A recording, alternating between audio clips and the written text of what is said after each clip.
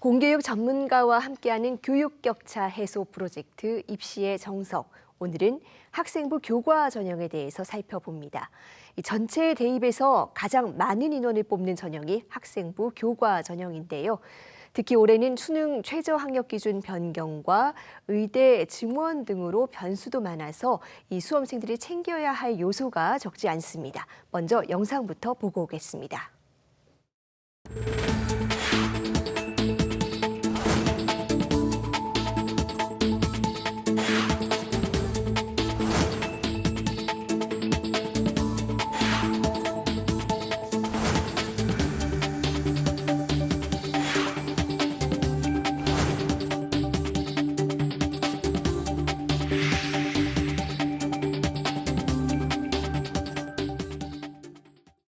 네, 올해 학생부 교과 전형을 어떻게 준비하면 좋을지 경기 남양주 다산고등학교의 조만기 선생님과 자세히 살펴봅니다. 선생님 어서 오세요. 안녕하세요.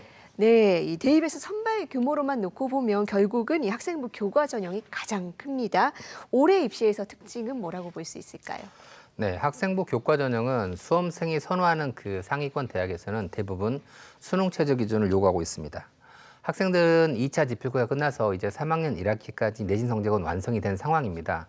이 상황에서 완성된 내신 성적을 더 가치 있게 만드는 마지막 방법은 바로 대학이 요구하고 있는 수능 최저 기준 충족이라고 할 수 있겠습니다. 그런데 올해 수능에서 킬러 문항 배제, 그리고 다 알다시피 의대 증원 등으로 인해서 자연계열 최상위권 졸업생들이 수능에 대거 응시할 것으로 예상되고 있는 상황입니다.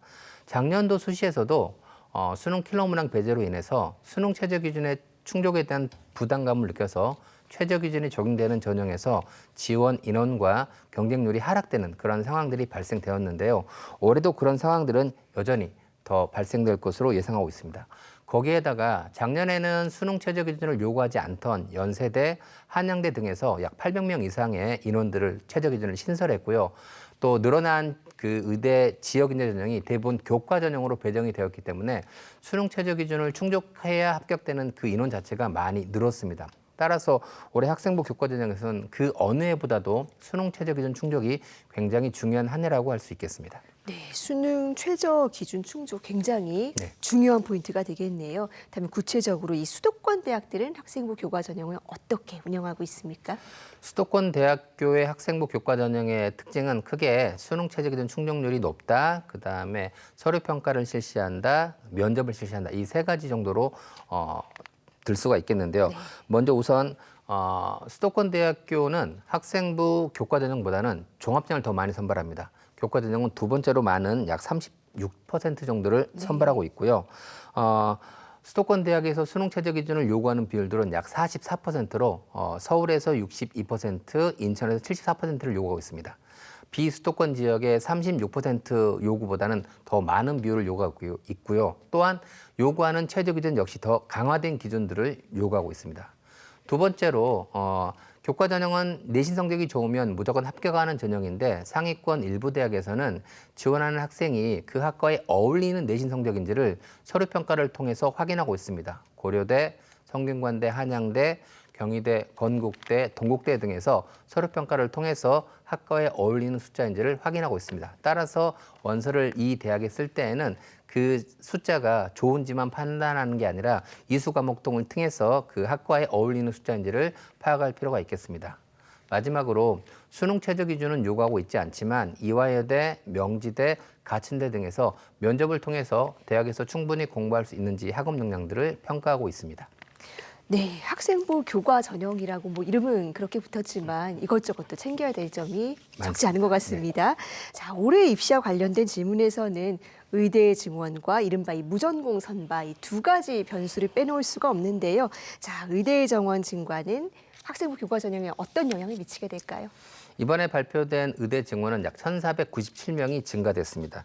그중에서 지역 인재 전형에 888명이 배정이 되었는데요. 대부분 학생부 교과 전형으로 배정이 되었습니다. 특히 지역 인재 전형 같은 경우는 전체 1,913명 중에서 교과 전형으로 1,078명을 선발하게 되는데요.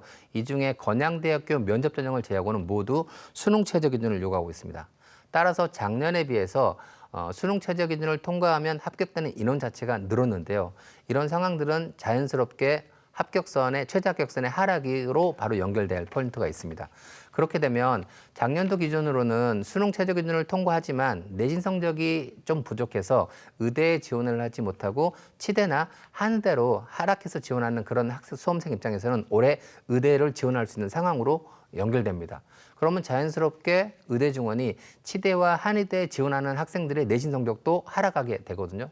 이 부분은 자연스럽게 약대와 수의학과까지 연결될 겁니다. 그래서 올해 비수도권 지역의 지역 인재 의학 계열의 최저 합격선은 전년도에 비해서 수능 최저 기준을 충족한다면 더 낮은 선으로 움직일 것으로 예상이 됩니다.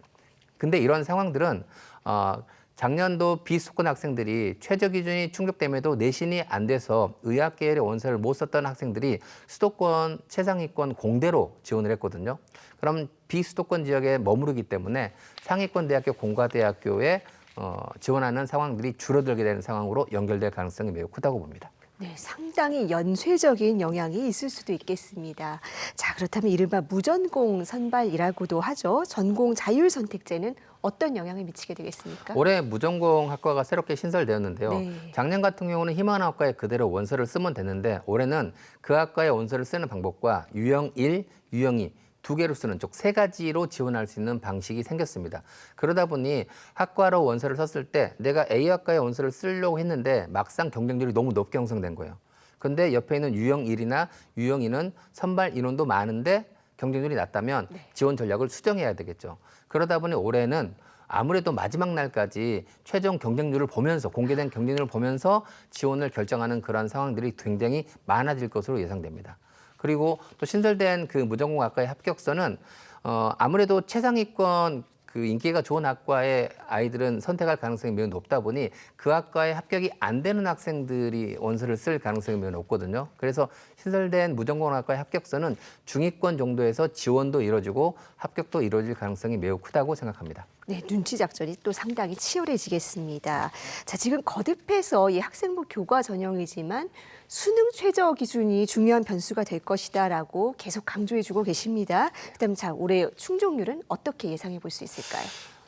대입정보 포털 어디가에서 6월경에 2024학년도 입시 결과를 발표했습니다. 인서울대학교 기준으로 그 충원율을 한번 계산해 봤더니 학생부 교과 전형은 165%, 종합은 86%, 논술은 11% 나왔습니다. 즉 100명을 선발한다면 교과 전형은 265등까지, 종합은 186등까지, 논술은 111등까지 합격한다는 상황이 나오는데요. 그만큼 학생부 교과 전형에서는 수능 최저 기준을 통과한다면 합격을 기대할 수 있는 상황들이 더 많이 발생한다고 볼 수 있겠는데요. 작년도에 비해서 또 아무래도 수능 최저 기준 충족률이 하락이 예상되는 상황이다 보니 이런 부분들이 훨씬 더 강화될 거로 예상하고요. 특히 인문계열 학과의 수능 최저 충족률이 자연계열보다 더 낮게 형성됩니다. 이는 수학 때문에 이제 그런 영향이 있는데요.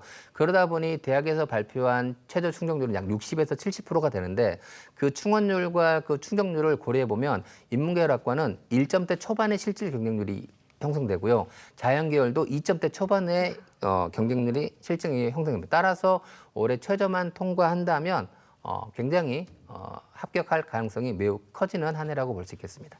네, 그런데 올해 입시에서 또 졸업생 비중이 높아질 거라는 전망이 많지 않습니까? 이 학생부 교과에서도 재학생과 졸업생 입장이 조금은 다를 것 같아요. 어떻습니까? 이 작년 12월 달에 2023학년도 대학 수학능력시험 성적 분석 결과가 발표되었습니다. 거기에 보면 재학생이 약 69%의 응시를 하는데 국어에서는 1등급 비율이 47%, 수학에서는 41%, 영어에서는 52%를 차지하고 있습니다. 응시한 인원에 비해서 1등급 비율이 낮은데요. 그만큼 졸업생들이 더 수능에서 좋은 결과를 가져가는 상황들이 발생하겠죠. 그런데 학생부 교과 전형은 기본적으로 일반고 재학생들이 거의 85에서 90% 이상 원서를 쓰고 합격도 그 정도 비율을 차지합니다. 그러다 보니 자연스럽게 일반고 학생 입장에서 교과 전형에 대해서 지원율이 높을 것 같은데 최저에 대한 부담감 때문에 그런 현상들이 조금 더 감소될 가능성이 매우 크겠고요. 반면에 졸업생 같은 경우는 만약에 내신 성적이 좋다면 작년에 원하는 결과를 얻었겠죠.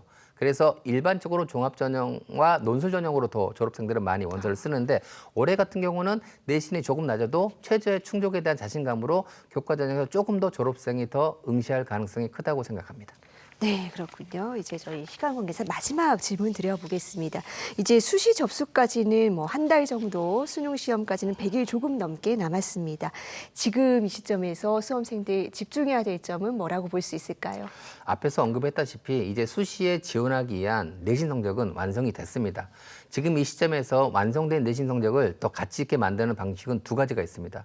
먼저 8월 31일까지 기준으로 학교 생활 기록에 대한 준비들을 마무리할 수 있겠고요. 네. 두 번째는 바로 11월 셋째 주 목요일 날 치르는 대학 수학 능력 시험에서 원하는 수능 최저 기준을 충족하는 것들이 바로 그 두 가지 방법이라 할 수 있겠습니다. 여름에 건강 관리하면서 열심히 공부하는 게 마지막 남은 기회라고 생각합니다. 네, 무더운 날씨와 더불어서 학생들이 좀 심리적으로 무너지기 쉬운 시기이기도 한데 지금 바꿀 수 있는 지점에 노력을 집중해야 된다는 조언 꼭 기억을 해야겠습니다. 선생님, 오늘 말씀 잘 들었습니다. 네, 감사합니다.